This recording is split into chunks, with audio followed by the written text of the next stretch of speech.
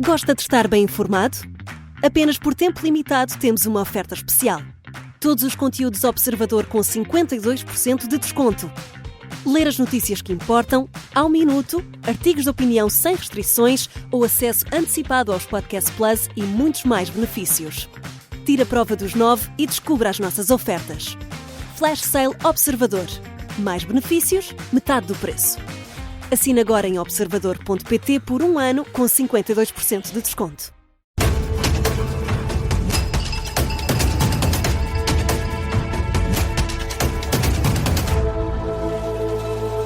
Começa agora o explicador da Rádio Observador. Hoje, nas manhãs 360, falamos sobre a Sol Verde e a ligação à empresa da família de Luís Montenegro. E para isso convidamos para estarem connosco Miguel Prata Roque, do PS, e Paulo Núncio, do CDS. A moderação é feita pelo Paulo Ferreira e pelo Bruno Vieira Amaral. Muito bom dia. O Grupo Sol Verde revelou ao Semanário Expresso que paga uma avança mensal de 4.500 euros desde julho de 2021 à empresa familiar de Luís Montenegro, sendo que entre 2018 e 2022 o agora Primeiro-Ministro trabalhou na altura para a empresa como representante nas negociações com o Estado para o prolongamento do contrato de concessão dos casinos de Espinho e do Algarve. Bom dia a ambos. Miguel Prata Roque, começando por si. O Primeiro-Ministro deve novas explicações sobre a empresa da sua família, a atividade desta empresa, em especial sobre este caso? Bom, muito bom dia, Paulo. Muito bom dia também ao Bruno e ao Paulo Núncio. Eu vou responder sem quaisquer rodeios. O que nós soubemos recentemente é que o Primeiro-Ministro, ao mesmo tempo que exerce as suas funções, que são funções que a Constituição exige sejam prestadas em regime de exclusividade e com incompatibilidade com funções privadas, está a ser pago por interposta empresa, por uma empresa que tem interesses diretos em decisões que são tomadas pelo Governo. E isso, obviamente, é uma situação grave. É uma situação grave do ponto de vista político e é uma situação grave também do ponto de vista legal. Eu devo notar que o Código de Procedimento Administrativo estabelece esta situação como uma situação de conflito, porque sempre que por via do seu cônjuge ou por via direta um titular de cargo político tenha uma situação em que um cliente seu tenha interesse direto, ele está impedido de tomar decisões.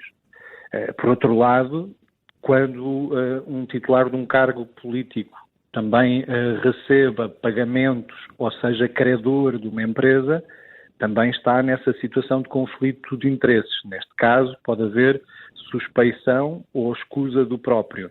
O que é que isto significa? Significa que temos um Primeiro-Ministro que não está na plenitude das suas funções, porque não pode tomar todas as decisões que deveria tomar sem que haja um manto de suspeita relativamente às suas próprias decisões. Depois há aqui outros factos preocupantes, que é, diz-se assim, mas uma pessoa não pode ser prejudicada na sua vida profissional quando exerce funções públicas. Certíssimo. A questão é que este contrato foi celebrado depois de Luís Montenegro ter sido titular de um cargo político e não se conhece particulares expertises a essa mesma empresa ou ao próprio Luís Montenegro. E ele aceita esse contrato com esta empresa depois de já ter sido candidato uma primeira vez contra Rui Rio e depois de anunciar que quer ser líder do PSD. Portanto, quando se celebra estes contratos, Luís Montenegro já tinha por pretensão vir a ser candidato a líder do PSD, sabendo que qualquer líder do PSD pode ser candidato a primeiro-ministro. Portanto, não se pode dizer que se tratava de uma pessoa que estava no recato da sua vida pessoal ou da sua vida profissional e que não tinha qualquer expectativa ou interesse de exercer atividade política. Depois há outro aspecto também, deixe-me só terminar. Podemos ir lá depois, Miguel Prata Roque. Sim, com certeza, mas era só um terceiro aspecto muito, muito rápido também, que é o facto da empresa não ter também competências para exercer esta função e subcontratar uma outra empresa. Ora, se subcontrata outra empresa, o que acontece é que a empresa está a ganhar uma comissão por ter arrecadado o cliente, angariado esse cliente. Ora, uma comissão por angariação só pode ser interpretada como o facto, ou pelo menos pode haver dúvidas, sobre se a empresa que o contrata e que contrata uma empresa não especializada está a fazê-lo porque Luís Montenegro era candidato a Primeiro-Ministro e atualmente Primeiro-Ministro. Portanto, obviamente que eu acho estranho que o Primeiro-Ministro não tenha já prestado esclarecimentos, porque não há nenhum jornalista que publique uma notícia desta gravidade sem primeiro contactar o visado. Significa que o Luís Montenegro já foi contactado, certo, pelo Expresso há vários dias e mesmo assim decidiu não prestar esclarecimentos ao país. Isso é gravíssimo. Já vamos a alguns desses pontos. Paulo Núncio, bom dia, bem-vindo também a este explicador. São pontos, o contorno deste caso que envolve o Primeiro-Ministro é grave, Paulo Núncio? Muito bom dia, Paulo, e ao Miguel Prata Roque também, e ao Bruno. Eu vou-lhe dizer, eu acho que nada disto é novidade. O Primeiro-Ministro já tinha confirmado no Parlamento que esta empresa era cliente. A única novidade aqui é o valor. Ou seja, e o facto, Paulo Núncio, o facto de continuar a ser cliente não é novo também? É essa certeza? Mas, claro, o Primeiro-Ministro já deixou de ser sócio desta sociedade e, por isso, deixou de ser sócio antes mesmo de ser nomeado presidente do PSD e muito antes de ser nomeado Primeiro-Ministro. O Primeiro-Ministro já prestou os esclarecimentos que entendeu dever prestar no Parlamento. E deixe-me dizer-lhe, Luís Montenegro foi provavelmente o Primeiro-Ministro que mais esclarecimentos prestou sobre a sua atividade profissional de todos os primeiros-ministros e de todos os ministros que Portugal já teve. Eu não me recordo de nenhum primeiro-ministro ter prestado tantos esclarecimentos como Luís Montenegro relativamente à sua atividade profissional. E deixe-me dizer também outra coisa. Parece que nós queremos que os políticos sejam nomeados para cargos políticos e para cargos públicos sem nunca terem exercido qualquer atividade profissional. E eu sou daqueles que acho que os políticos têm a ganhar se tiverem experiência profissional e se tiverem exercido a sua atividade profissional, não sendo dependentes do Estado, nem sendo dependentes da política. Mas esta é a atividade profissional de Luís Montenegro, Paulo Núncio, ou é da família, da mulher e dos filhos? Porque aqui isso é que está em questão. Luís Montenegro trabalhou para esta empresa. Esta empresa é cliente da empresa de Luís Montenegro. Luís Montenegro sai, entretanto, é a mulher e os filhos de Luís Montenegro que estão a gerir os negócios? Repara, há aqui um ponto muito importante. Independentemente dos sócios e dos gerentes, certamente que esta empresa terá funcionários e certamente que esses funcionários prestarão os serviços independentemente da estrutura acionista. Mas é algo que certamente será esclarecido e explicado. Luís Montenegro tem mostrado uma enorme tranquilidade e uma enorme serenidade na prestação de todos os esclarecimentos. Mas eu volto ao meu ponto. Eu não me recordo de nenhum primeiro-ministro, de nenhum ministro, e tivemos ministros, consultores, advogados, de outras profissões, que tenham sido questionados sobre clientes e avanças que recebiam antes de terem começado a exercer funções políticas ou funções partidárias. Repare, eu com isto não estou a dizer que o Primeiro-Ministro não deva prestar as declarações e os esclarecimentos todos que sejam necessários. Aliás, eu acho que ele já prestou mais declarações e mais esclarecimentos do que eram necessárias. Depois há outro ponto que para mim também não faz muito sentido. Fala-se, ainda há pouco, o Miguel Prata Roque de alguma forma falou nisso, fala-se do eventual conflito de interesses a propósito desta empresa. O Primeiro-Ministro foi o primeiro, a título individual, a dizer que era amigo dos acionistas desta empresa e que, por isso, independentemente de ter prestado ou não serviços, ou da empresa de que ele era sócio, ter prestado ou não serviços a esta empresa, que em circunstância alguma iria intervir em qualquer decisão relacionada com esta empresa. Por isso, mais transparência não pode haver. Miguel Prata Roque, o Primeiro-Ministro já disse que vai pedir escusa nas decisões do Governo sobre clientes da sua empresa, mas temos dinheiro a entrar diretamente na esfera pessoal do Primeiro-Ministro. É suficiente que o Primeiro-Ministro peça escusa nessas decisões que envolvam empresas clientes da Spinum Viva? Bruno, eu acho essa pergunta muito importante e vamos colocar as coisas em termos muito simples. O Primeiro-Ministro, do ponto de vista do seu rendimento líquido como Primeiro-Ministro, recebe cerca de 4.500 euros. E, pelos vistos, recebe um segundo salário de 4.500 euros através da empresa familiar. Porque isso é completamente falso. Isso é desonesto do ponto de vista intelectual. Desculpa interromper. Esse pagamento é feito a uma empresa da qual o Primeiro-Ministro já não é sócio nem gerente. E, por outro lado, se me perguntam sobre o regime de comunhão de bens, bom, eu diria que 99% dos portugueses são casados em comunhão de adquiridos, porque é o regime supletivo. E, por isso, é completamente falso que digam que este rendimento é um rendimento do Primeiro-Ministro. Peço desculpa, mas nós não podemos temos que ter alguma honestidade intelectual quando analisamos as questões. E Miguel Prata Roque, sim, para... Então vamos ser honestos intelectualmente. O que nós estamos a falar é de uma empresa que tem sede na casa do Primeiro-Ministro. O que nós estamos a falar é de uma empresa que presta serviços de compliance e de proteção de dados. Quem tem capacidade para prestar esses mesmos serviços é Luís Montenegro. Aliás, devo dizer o seguinte, o regime de... Digo eu e disse o Primeiro-Ministro. Mas se calhar erradamente, não é? Se o Primeiro-Ministro já saiu da empresa... Um pós-graduado e especialista em proteção de dados, e foi por isso que foi contratado. Portanto, o Primeiro-Ministro continua a receber essa mesma remuneração. Porque vamos ser... Não, a empresa, não é o Primeiro-Ministro. Mas está a brincar comigo, de certeza. Pronto. O Primeiro-Ministro não é nem sócio nem gerente dessa sociedade. Porque vamos lá ver, as empresas não servem. Como bem sabe, existe um mecanismo jurisdicional, aliás, já aplicado pelos tribunais a Joe Berardo, que é a desconsideração da personalidade jurídica. Quando nós criamos uma empresa de forma simulada e fictícia para interpor essa empresa entre nós e os nossos rendimentos, digo eu, porque essa prestação de serviços que foi feita é uma prestação de serviços de advogado. Como sabe, a lei da procuradoria ilícita, a lei dos atos próprios dos advogados, determina que só advogados e sociedades civis de advogados podem prestar esses serviços.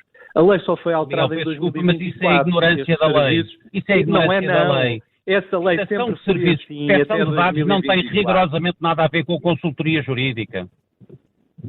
Desculpa? Zero. Não tem rigorosamente nada a ver com a consultoria jurídica. Elaboração de regulamentos internos, preparação de programas de compliance. O Paulo Núncio vai-me desculpar. Mas eu sou consultor jurídico de várias empresas, sou investigador num centro de investigação da Faculdade de Direito da Universidade de Lisboa e presto justamente serviços de consultoria em matéria de proteção de dados e em matéria de consultoria jurídica. E faço, obviamente, na qualidade de professor universitário e de jurista. E, aliás, é estranho, porque a Lei de Prevenção da Corrupção determina que os planos de prevenção de riscos e os códigos de conduta das empresas que têm mais do que 50 trabalhadores devem prever justamente as situações de risco e de conflitos de empresas para uma empresa. O que fez esta empresa, a Solverde, foi contratar alguém que é Primeiro-Ministro para elaborar um código de boa conduta que, por sua vez, proíbe a empresa de oferecer vantagens a um titular de cargo político. Isto é, obviamente, absolutamente extraordinário. Miguel Prata Roque, então deixa-me perguntar, antes de passar novamente ao Paulo Núncio. Ainda mais extraordinário que o Primeiro-Ministro tenha que haver honestidade intelectual na discussão. No Parlamento, perante si. É inaceitável que o Primeiro-Ministro tenha prestado esclarecimentos ao país no Parlamento e não tenha dito ao país que estava a receber, através da sua empresa e através da sua família, 4.500 euros por mês. Quanto mais estará a receber da Ferpinta, quanto mais estará a receber da Rádio Popular, quanto mais estará a receber de tantas empresas que constituem os restantes 70% da faturação da empresa. É Paulo Núncio, pergunta que tem que ser feita ao Primeiro-Ministro. Paulo Núncio, esses esclarecimentos são devidos por parte do Primeiro-Ministro e serão suficientes esses esclarecimentos, ou aquilo que já é conhecido neste momento torna bastante difícil a situação do Primeiro-Ministro? Estamos a falar de uma possível demissão de Luís Montenegro? Não, evidentemente que não. O Primeiro-Ministro já prestou esclarecimentos, prestará os esclarecimentos que entender que deve prestar, mas, mais uma vez, esta conversa tem que ter um mínimo de honestidade intelectual. esta empresa não contratou o Primeiro-Ministro. Isso é completamente falso. Esta empresa realizou um contrato com uma empresa da qual o Primeiro-Ministro era sócio e já não é. Esta empresa não está a pagar qualquer tipo de remuneração ao Primeiro-Ministro, isso é falso. Esta empresa paga serviços a uma sociedade da qual o Primeiro-Ministro era sócio e deixou de ser. Mas esta empresa não presta serviços de consultadoria.